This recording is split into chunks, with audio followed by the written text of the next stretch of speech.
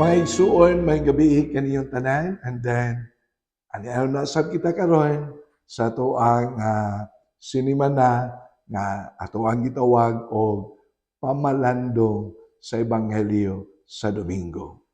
And then, ang atoa nga Ebanghelyo atong pagkutluon gikan sa ikalima nga Domingo sa Kwaresma sa Ebanghelyo ni San Juan, Kapitulo 8, versikulo 1 ngadto sa 11. Ang Ginoo mana kaninyo. Pagbasa gikan sa Santos nga Ebanghelyo sumala ni San Juan. Himayaon ikaw o Ginoo. Unya ang tanan na mauli. Apan miadto si Jesus sa bungtod sa mga olibo. Sayo sa pagkabuntag, mibalik siya ngadto sa templo. Mialerong kaniya ang mga tao og milingkod siya og nanudlo ngadto kanila. Ang mga magtutudlo sa balaod ug ang mga Parisiyo nagdalag usa ka babae nga hisakpan na nanapaw. Og siya gipaatubang nila sa tanan. Mingon sila ngadto kang Hesus. Magtutudlo kining babayhana hisakpan nga nanapaw. Sa atong balaod, nagsugo si Moises nga ang magbuhat sa ingon kinahanglan batuon hangtod nga mamatay. Karon, unsa may imong ikasulti? Gisulti nila kini aron pagbitik kaniya og sa ingon ikasumbong nila siya. Apan mitikubo si Jesus misulat sa yuta ginamit ang iyang tudlo. Og samtang nagbarug sila didto nga nangutana, mituyhad si Jesus og miingon kanila. Bisag kinsa kaninyo nga wala makasala maoy paunaha pagbato kaniya. Unya mitikubo siya pag-usab misulat ngadto sa yuta. Sa pagkadungog nila sa gisulti ni Jesus, nag-iyahay sila pamahawa. Una, ang mga tigulang nabiling si Jesus o ang babae nga nagbarog gihapon didto. Si Jesus mituyhad og mingon kaniya, babae, hain naman sila. Wala ba'y nagpabilin aron pagsilot kanimo? Wala, sir. Siya mitubag. Kung mao kana, si Jesus miingon kaniya, dili usab ako musilot kanimo. Lakaw na ug ayaw na pagpakasala. Ang Ebanghelyo sa Ginoo. Daaygon ikaw o Kristo. Mga kaigsuonan, aniana kita sa ako nang gikaingon nata sa ikalima nga Domingo sa Kwaresma kung muatas lang ta o gamay atoa nga madunggan ang mga mensahe sa gingon pagbasol sa mga sala and then paghatag o kahigayunan aron kita makapangayo pasaylo sa Ginoo, dili ba? Niadtong ikatulo kung Domingo sa Kwaresma naghisgot kadto gani kahoy nga igira nga mihangyo ang hardinero nga moingon nga tagai ko usa ka tuig nga ako ning atimanon, una nato putlon, dili ba? So, kanang kay gayunan nga tagaan tag chance nga makapangayo tag pasaylo sa Dios. Nya sa miagi nga Domingo mahitungod sa mausikon nga anak, so the prodigal son, nagisgot usab og nakaamgo ang kinamanghuran ug unya nangayo sad og pasaylo ngadto sa iyang amahan. Nya karon pod nga Domingo ang ikalima nga Domingo sa Kwaresma, ang mensahe nagisgot sad sa giingon, grasya o kaluoy sa Ginoo nga ato ang gipangita ug andam sab ang Ginoo sa paghatag niya niini. Grace and mercy and compassion nga giportray sa ebanghelyo karon nga giingon sa usa ka babaye nga gidala sa mga eskribag parisiyo ngadto ni Kristo na nadakpan na nanapaw, a woman caught in adultery. Kung imo sad nga tan-awon mga kaigsuonan, nindot kaayo nga ang just a little background kay bawta nga ang mga Hudiyo do na sila'y matawag natong balaod na ang usa ka babae nga madakpan nga manapaw or nanapaw, silutan sa kamatayon pinaagi sa pagbato.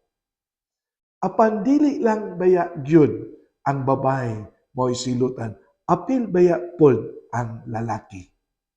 Apan ang ebanghelyo mingon, asa man ang lalaki?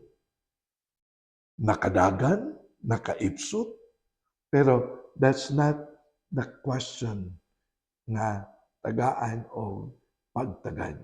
Kay matud pasad sa ebanghelyo, ang purpose sa mga eskriba o sa mga parisiyo nga dalhon ang babae at ubangan ni Kristo aron bikton siya, aron si Kristo mabutang sa sitwasyon na wa siya kaipsutan, kanang gitawag dilema, situation in which si Kristo will be put in a dilemma.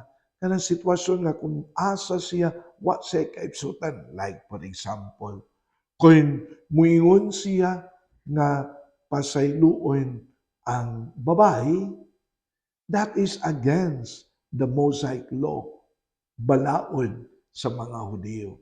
Sa to pa, ang mga Israelita, ang mga Hudiyo, masuko ngadto niya. Kung muingon usab siya nga silutan ang mao nga babae caught in adultery, masuko sad ang Roman emperor or emperador. Kay ang dunay right nga mohukom og kamatayon ngadto sa usa ka tawo mao ang emperador. Sa to pa mo gitawag og dilema. So si Kristo wa say kaipsutan, pero ang kaluoy, ang gugma ni Kristo ngadto sa mga makasasala, ngadto sa mga nagbasol sa mga sala, iyang napadayag bisan kon naa siya sa sitwasyon na maglisod siya. Dili ba? Giunsa man ni Kristo pagpakita sa iyang mercy and compassion to the woman caught in adultery. Dili ba? Matud pa sa ebanghelyo, mitikubo si Kristo duna siya gisuwat o ginaingon sa mga komentary sa Bible scholars mingon nga unsa may gisuwat ni Kristo? Matod pa nila, gisuwat ni Kristo ang mga sala sa mga accusers, sa mga tao nga nagdala sa babae nga nadakpan nga nanapaw. And then, wala niya hukmi ang babae sa sitwasyon. And then, mibalik siyag tikubo, mibalik siyag suwat diha sa yuta. And then, ang mga tao diha sa palibot naghinay-hinay o lakat o matod pa naguna ang mga tiguang ngano kaha. And then, paghangad niya si Kristo o ang babae na lang ang nahabilin. Kung imong tan-awon ang dialogue, conversation, istorya ni Kristo og sa babae nga giila nga makasasala. The language of Jesus was filled with mercy and compassion, bringing grace to the life of the woman caught in adultery. Dili ba matud pa sa ebanghelyo, babae, hain man sila. Let's go first to how the woman was addressed by Jesus. Babae, kung mahinumdum mo ang pulong nga babae nga gigamit ni Kristo, puno kana sa dako nga gitawag nato love, affection, and respect. And that's the title nga gigamit ni Kristo ngadto sa iyang inahan nga mao si Maria. Dili ba? Kapila man tawga ni Kristo si Maria na babae. Babae, wala pa moabot ang akong panahon. Didto sa tiilan sa krus, babae, iyang gitugyan ngadto siyang pinalangga nga apostol si Juan. Sa conversation sa woman caught in adultery, ang babae gingon niya, babae. Sa ato pa, ang paglitok ni Kristo sa ngalan nga babae, nagpadayag ka na sa iyahang dako kaayo nga pagrespetar, pagtagad, pag-ila sa usak ka babae nga matud pa sa ebanghelyo was caught in adultery. And then, kung mubalik ta sa mga ebanghelyo, dili ba si Kristo miingon man, wala kumuanhi sa kalibutan aron pagsilot kaninyo, kundili aron pagluwas kaninyo. Unsa may gisulti ni Kristo sa ebanghelyo sa diha nga nakigistorya na siya sa babae. Iyang giingnan ang babae, wala ba di ay nagpabilin aron pagsilot kanimo? Kung atong tan-awon, si Kristo dunay gyoy matawag nato og authority na mosilot sa babae kay ang iyang instruction baya kinsa man ninyo dinhi ang walay sala maoy unang mobato sa maong babae. Si Kristo ra ba gyud ang dunay katungod nga mobato kay siya ra ba ang walay sala, dili ba? Apan unsa may gisulti ni Kristo, dili usab ako mosilot kanimo. Dili usab ako mosilot kanimo. Puno sa kaluoy, puno sa pagsabot, puno sa pagpasaylo ang anaa sa kasing-kasing ni Kristo. And then, mauna nga miingon ko sa sinugdanan, niining ikalima na Domingo sa Kwaresma, nga naghisgot sa Ebanghelyo sa gingon, ang babae na nasakpan nga nanapaw, naghatag kanato og mensahe nga moingon, ang atong Dios puno sa kaluoy, puno sa pasaylo, puno sa pagsabot, puno sa paghigugma. Sa kadausa kanato taliwala sa atoang pagka makasasala. The gospel message is the message of mercy and compassion of the Lord. Dili lang po dihang dapita nga atoang mapamalandungan ang mensahe sa atoang ebanghelyo. Ang atuwa usab nga ebanghelyo nagdala usab sa mensahe sa gingon grasya sa Dios. Ang grasya sa Dios nga ato usab nga mabasahan labi na sa dialogue conversation between Jesus and to the woman caught in adultery. Miunsa man si Kristo, human niya pasaylua ang babae, lakaw na ug ayaw na pagpakasala. Lakaw na ug ayaw na pagpakasala.